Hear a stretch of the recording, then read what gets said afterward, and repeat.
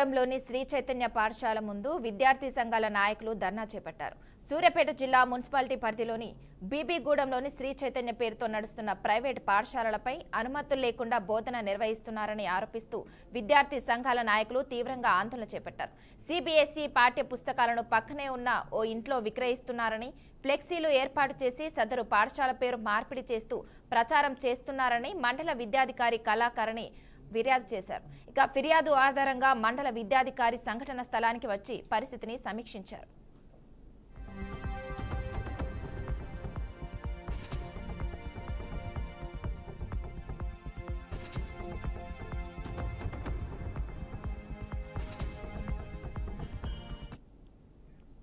విద్యార్థి సంఘాల నాయకులు మాట్లాడుతూ కార్పొరేట్ విద్యా సంస్థలు పేద మధ్యతరగతి కుటుంబాలపై తీవ్ర ఆర్థిక భారం మోపుతున్నాయని విమర్శించారు. లక్షల రూపాయల ఫీజుల భారం కారణంగా తల్లిదండ్రులు అప్పుల పాలవడం, కొందరైతే ఆత్మహత్యలు చేసుకోవాల్సిన పరిస్థితి ఏర్పడిందని ఆవేదన వ్యక్తం చేశారు. ఈ రకమైన వ్యవస్థ వల్ల ప్రభుత్వ పాఠశాలలో విద్యార్థుల సంఖ్య తగ్గిపోతూ చివరికి కొన్ని పాఠశాలలు మూసివేయాల్సిన పరిస్థితి ఏర్పడుతుందని అన్నారు. విద్యను వ్యాపారంగా మలచిన కార్పొరేట్ పాఠశాలలకు అధికారుల నుంచి అనుమతులు ఎలా వచ్చాయని ప్రశ్నించారు.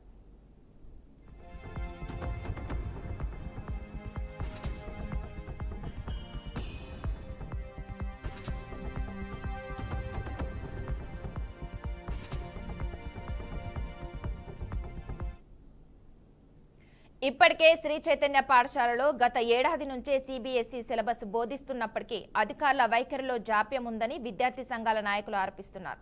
ఈ సంవత్సరం పాఠశాలల రెన్యువల్ అనుమతి ఇంకా ఉందా లేదా అనే అంశంపై కూడా స్పష్టత అవసరమన్నారు. సంబంధిత విద్యాశాఖ అధికారులు కార్పొరేట్ సంస్థలకు సహకరిస్తున్నారన్న అనుమానాలు తలెత్తుతున్నాయని పేర్కొన్నారు. అధికారులపై కఠిన చర్యలు తీసుకోవాలని, లేకపోతే జిల్లా విద్యాశాఖ కార్యాలయం ముట్టడిస్తామని హెచ్చరించారు.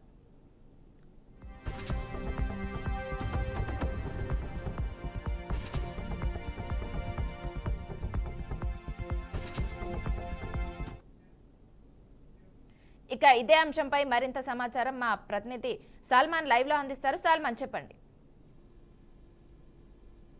తెలంగాణ రాష్ట్ర ప్రభుత్వం మంచి విద్యను అందించేందుకైతే రాష్ట్ర ప్రభుత్వం కృషి చేస్తుంది. ఒక పక్క ప్రభుత్వ పాఠశాలలో నాణ్యమైన విద్యను అందించేందుకైతే మంచి టీచర్లను నియమించడానికైతే సన్నాహాలు చేస్తుంది. ఇదే పక్క మరొకటి ప్రైవేట్ పాఠశాలలు యథేచ్ఛగా అంటే పర్మిషన్ లేకుండా వారు మొత్తానికైతే పూర్తిగా విద్యార్థుల విద్యార్థులను ప్రైవేట్ పాఠశాలల వైపు అయితే తిప్పుతున్నారు. దీనికి సంబంధించి మనం చూసుకున్నట్లయితే సూర్యాపేట జిల్లాలో శ్రీ చైతన్య కళాశాలలు ఖచ్చితంగా పాఠశాలలు కానీ పెద్ద ఎత్తున వారి యొక్క ప్రచారానికి ప్రజలైతే కొంతమంది మధ్యతరగతి వారైతే ప్రైవేట్ పాఠశాలలో చదివించాలనే ఆశతోటైతే ఆ యొక్క స్కూళ్ళలో చేర్పిస్తున్నారు. దీనికి సంబంధించి చూసుకున్నట్లయితే ఆ యొక్క స్కూళ్ళకు మాత్రం పర్మిషన్ ఉండదు. సిబిఎస్ సిలబస్ తోటైతే ఈ యొక్క శ్రీ చైతన్య పాఠశాల అయితే యథేచ్ఛగా యొక్క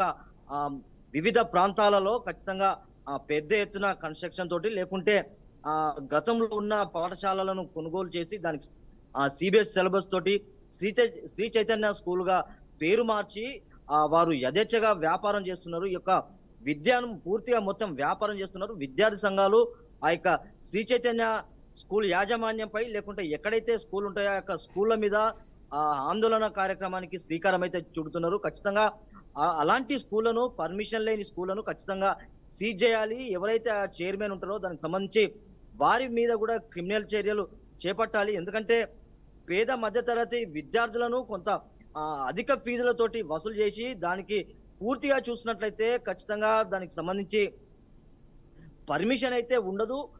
వారు శ్రీ చైతన్య టెక్నో స్కూల్ అని పేర్లు పెట్టి ప్రజలను అయితే మభ్యపెట్టి వారి యొక్క స్కూళ్ళలో చేర్పించుకున్న తర్వాత ఎగ్జామ్స్ అంటే పరీక్షల సమయంలో వారు కొంత ఇబ్బందులు ఎదుర్కొన్న సందర్భాలు అయితే చాలా ఉన్నాయి. ఖచ్చితంగా శ్రీ చైతన్య స్కూల్ మీద ఇది రాష్ట్ర ప్రభుత్వం కఠిన చర్యలు తీసుకోవాలి. పేద మధ్యతరగతి విద్యార్థులకు ఖచ్చితంగా నాణ్యమైన బోధ అందించేందుకైతే ప్రభుత్వ పాఠశాలలు, ప్రభుత్వ కళాశాలలు అయితే రాష్ట్ర ప్రభుత్వం ఒక పక్క ఏర్పాటు చేస్తుంది.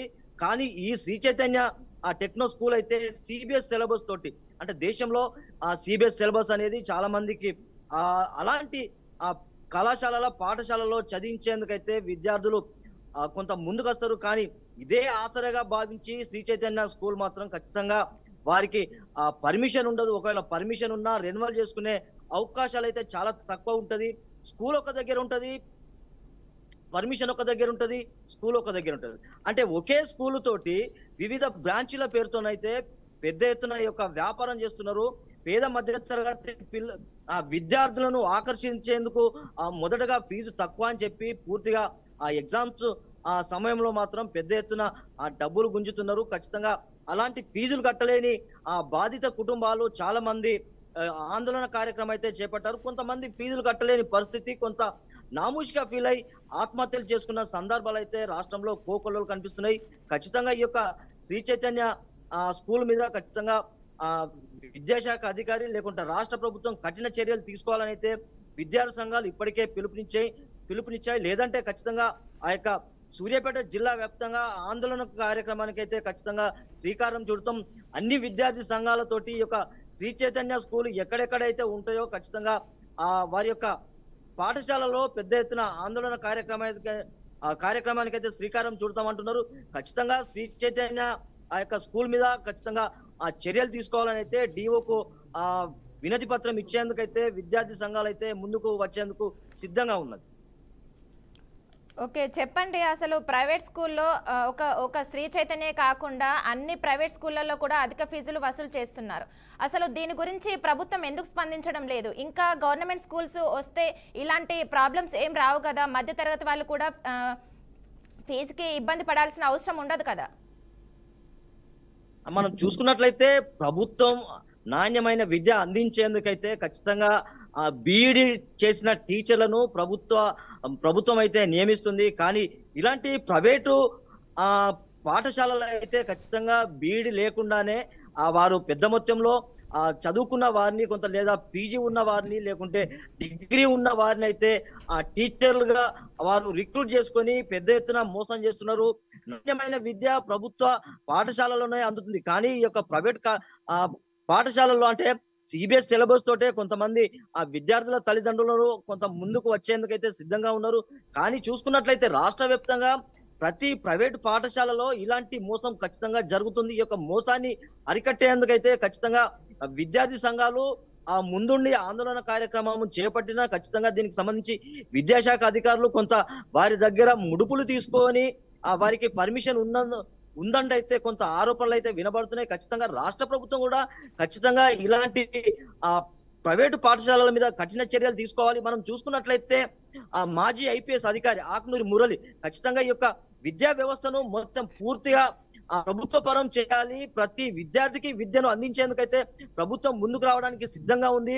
ఖచ్చితంగా ప్రైవేటు పాఠశాలలను ఖచ్చితంగా దానికి సంబంధించి ప్రైవేటు వ్యవస్థనే పూర్తిగా తీసివేయాలని అయితే ఒక చైతన్యం తోటి ముందుకు వచ్చాడు. కానీ ఇప్పటి వరకు అలాంటి సంఘటనలు అయితే మళ్ళీ కాంగ్రెస్ ప్రభుత్వం వచ్చినాక కనబడడం లేదు. ఖచ్చితంగా ఈ యొక్క ప్రైవేటు పాఠశాలల మీద ఖచ్చితంగా కఠిన చర్యలు తీసుకోవాలి.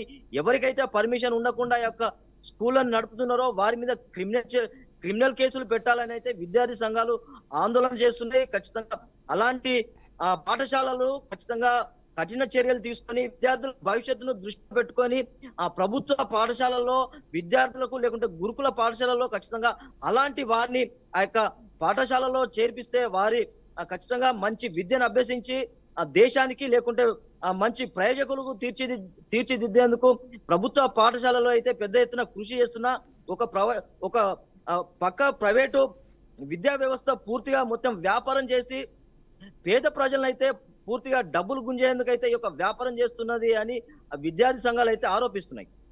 Okay, thank you Salman.